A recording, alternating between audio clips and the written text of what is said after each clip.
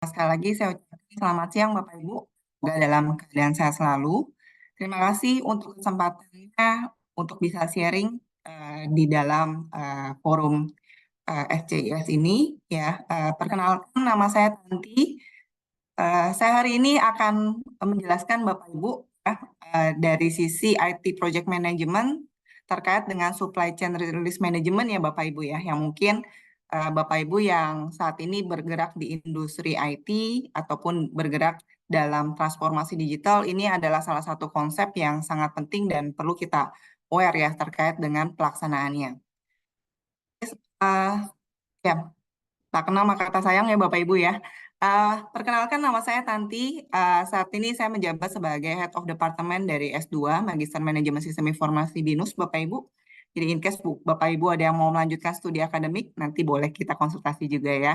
Oke, saya juga saat ini menjabat sebagai Vice Chair untuk dan Treasury ya untuk IEEE Computer Society Indonesia Chapter.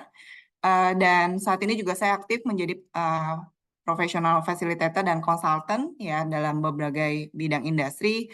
Kebanyakan kemarin bidang finansial dan banking. Dan tentu ada beberapa hal dari tuntutan sebagai pengajar harus melakukan research ya. Jadi ada beberapa riset yang saya lakukan, mungkin Bapak Ibu nanti bisa lihat di Sinta ataupun di Scopus. Oke, untuk agenda kita hari ini, ya tadi sudah banyak sekali pemateri yang menyampaikan mengenai bagaimana melakukan transformasi digital, bagaimana kita bisa mengadopsi ya teknologi terkini. Nah, hari ini saya akan mencoba untuk sharing terkait dengan mekanisme rilis manajemen Bapak Ibu yang saat ini banyak sekali dilupakan ya di industri. Jadi saya akan coba jelaskan mengenai konsep dasarnya dulu, type-nya seperti apa saja, dan mungkin mekanisme cycle yang bisa dijalankan kalau kita memang mau menjalankan suatu transformasi digital, apa sih yang harus dijalankan dalam release management.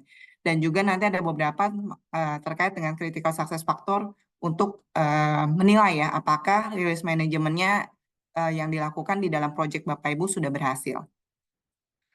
Oke, berangkat dari transformasi digital Bapak Ibu ya. Tadi banyak sekali dari pemateri sebelumnya mengangkat transformasi digital ini sangat banyak sekali dilakukan di industri saat ini. Ya, semenjak teknologi-teknologi AI ya, teknologi yang automation masuk ya. Salah satu juga menjembatani bagaimana kita bisa mengakomodir proses supply chain kita juga agar lebih up to date, agar lebih efisien dan efektif ya dalam proses operasionalnya. Nah, sehingga pastinya dalam suatu organisasi itu akan melakukan beberapa kali melakukan update ya terkait dengan teknologi. Mungkin baru hari ini dilakukan update terkait dengan project supply chains, ya mungkin 2-3 bulan lagi ada beberapa perubahan. Ya, karena kalau kita bicara dari sisi teknologi, teknologi itu tidak satu kali rilis selesai Bapak Ibu ya. Karena kemajuan teknologi ini memaksa kita supaya kita bisa tetap up to date terkait dengan kebutuhan industri dan mungkin ada beberapa benchmarking yang kita harus sesuaikan dengan kebutuhan organisasi ataupun kebutuhan dari sisi kita lihat kompetitor ya sudah sampai mana akhirnya kita berubah juga. Nah, oleh karena itu perlu kita lakukan awareness terkait dengan yang namanya rilis Bapak Ibu. Karena terkadang kalau kita menjalankan suatu project, kita hanya fokus pada saat di awal ya. Project itu launching ya, misalnya saya mau melakukan transformasi digital. Saya mau mengubah aplikasi saya dengan menggunakan mobile apps saat ini. Atau saya mau melakukan implementasi dengan generative AI. Nah, namun kita belum tahu sepanjang implementasi yang dilakukan, pasti akan ada perubahan.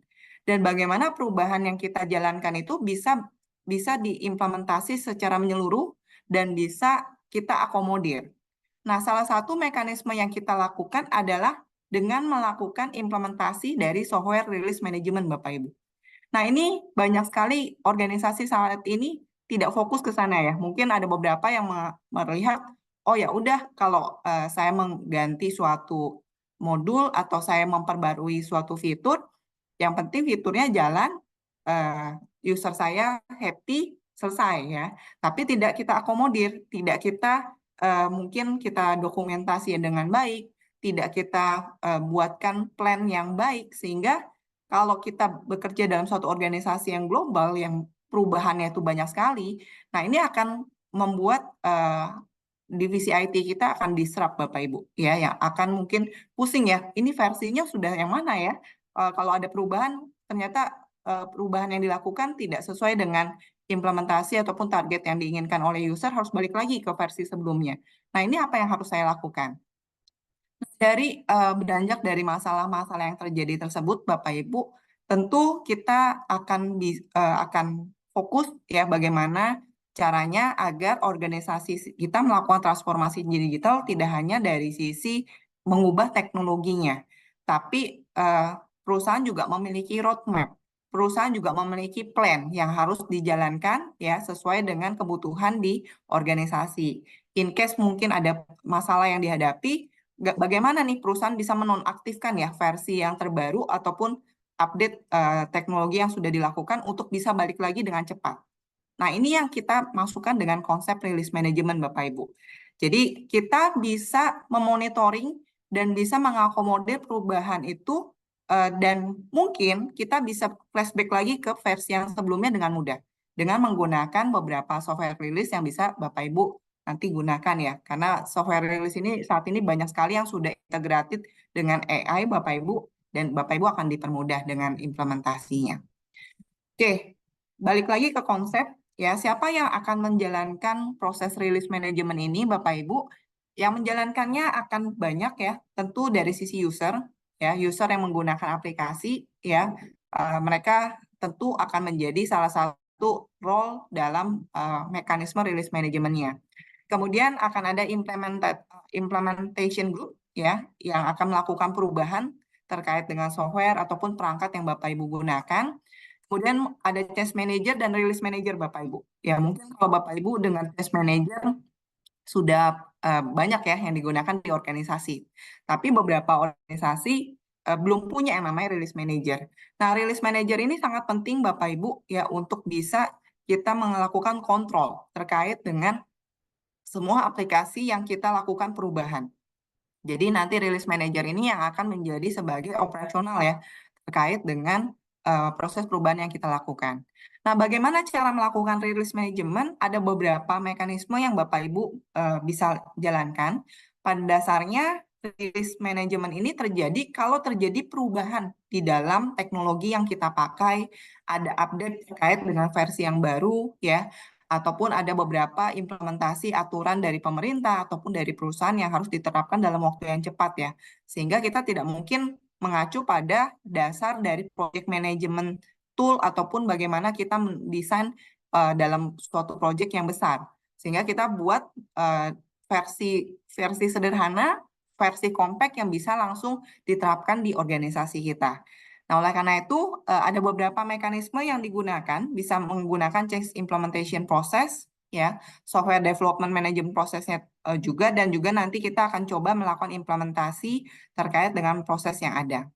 Tipe dari rilis ada beberapa mekanisme yang bisa dijalankan Bapak Ibu, ya, ada yang tipenya scheduling, jadi kita akan tentukan kapan nih rilis ini akan diterapkan. Jadi biasanya kita akan kerjasama ataupun koordinasi ya dengan pimpinan organisasi dan divisi di IT.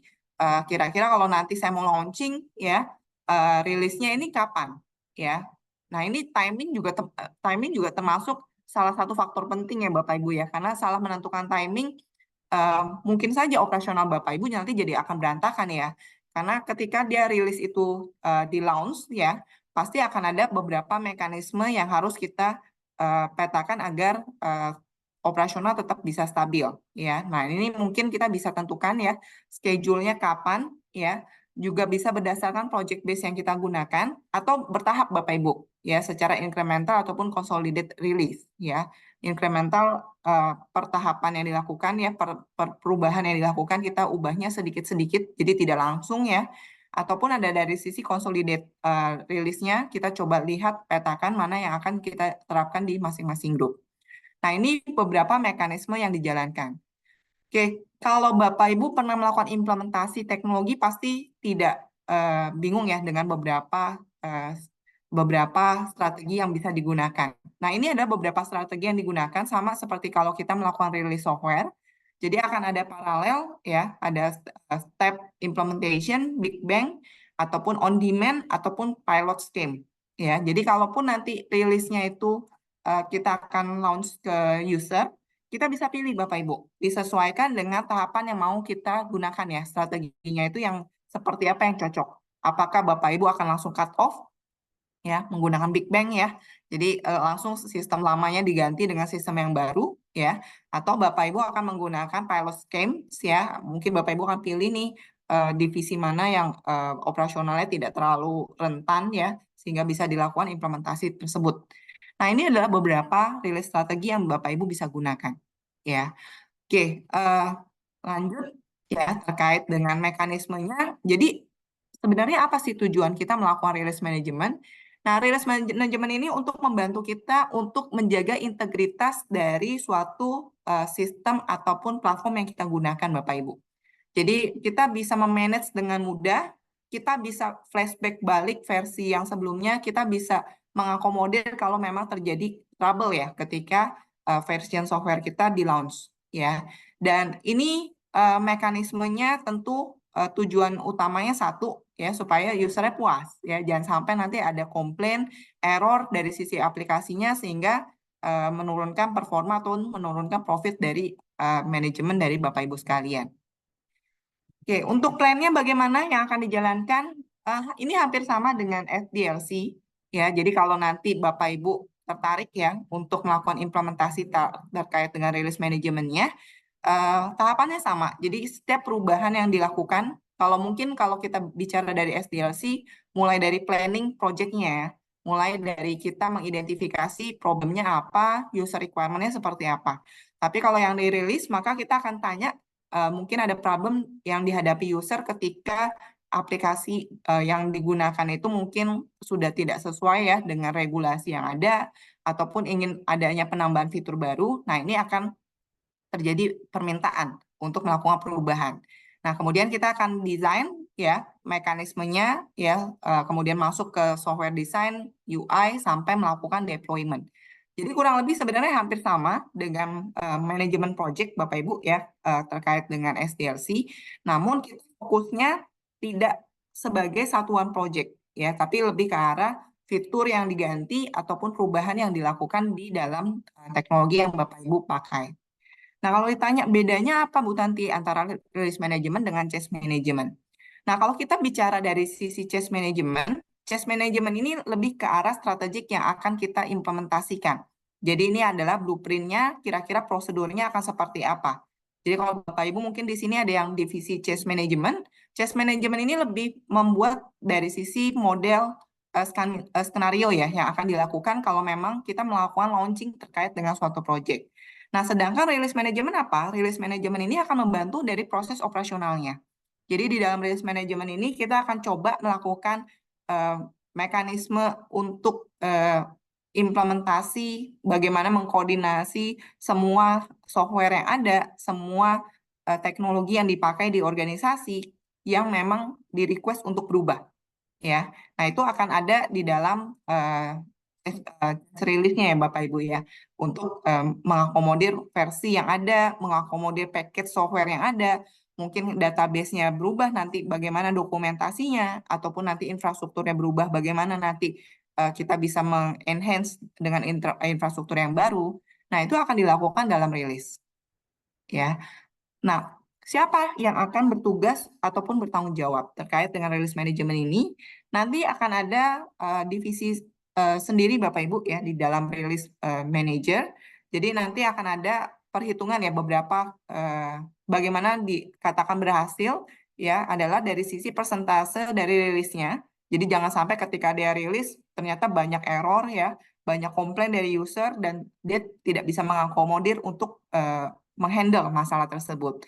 Nah, kemudian ada defect-nya, kemudian number release error yang mungkin akan terjadi, kemudian juga akan ada beberapa perhitungan dari insiden yang terjadi dan juga implementasi dalam bentuk mekanisme window release yang akan dijalankan.